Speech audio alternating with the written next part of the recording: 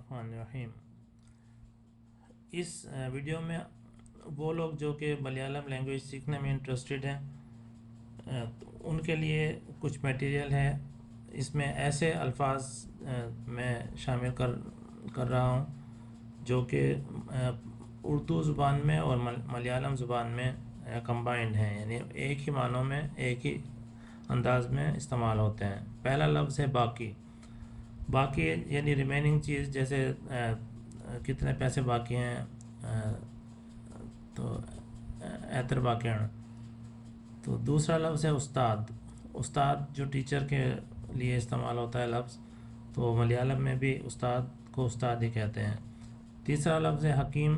حکیم اور اردو اور ملیالم میں ایک ہی معنی میں استعمال ہوتا ہے۔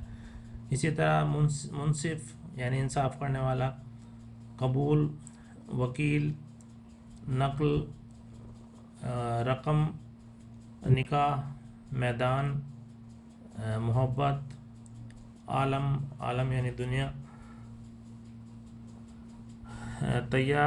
تیار ہونا، عطر، پرفیوم، بدل، قسمت، عدالت، دلال، ٹوپی، دنیا، اور منشی اور گودام۔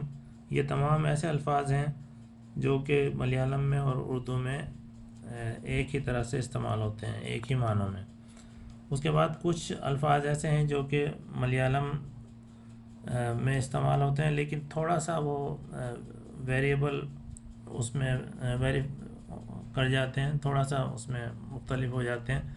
جیسے لفظ معاف ہے، معاف کرنا، تو ملیالم میں معاف کرنے کو معاف کرنا کہیں گے، اور قبر جو ہے ملیالم میں اس کو قبر کہیں گے، اردو میں اس کو قبر کہا جاتا ہے۔ اسی طرح لفظ فقیر کو ملیالم میں فقیر کہیں گے، اور خط یعنی لیٹر تو ملیالم میں یہ خط سے قط ہو جائے گا۔ مسافر یعنی مسافری۔ مصیبت کو تھوڑا سا چینج کر کے مصیبت کہا جاتا ہے۔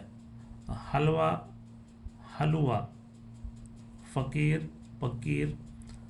ضلع یعنی ڈسٹرکٹ، اس کو ملیالم میں ضلع کہا جاتا ہے، اور کپ یعنی کوپا یا کوپا۔ قلب، اس کو ملیالم میں قلب یعنی ہارٹ، یعنی ملیالم میں اس کو قلب کہتے ہیں۔ اسی طرح قصاب، قصاب میں آخری بے میں کنورٹ ہو جائے گا، جیسے معاف میں ماپ ہو گیا تھا، تو اسی طرح قصاب میں قصاب۔ چابی، اس کو ملیالم میں چابی کہتے ہیں، اور امانت کو کچھ ڈفرینٹ طریقے سے جو ہے کہا جاتا ہے، یعنی انامت، تو امانت کی جگہ پہ انامت وہ لوگ بولتے ہیں۔ ماش کا لفظ ہمارے اردو زبان میں ماش کی دال جیسے استعمال ہوتا ہے، ملیالم میں ماش کا مطلب گرو ہے، یعنی ٹیچر ہے۔ پنی، جیسے سگریٹ کی پیکٹ میں ایک پنی ہوتی ہے ایلومینیم فوائل، تو ملیالم میں پنی کا مطلب ہے سور۔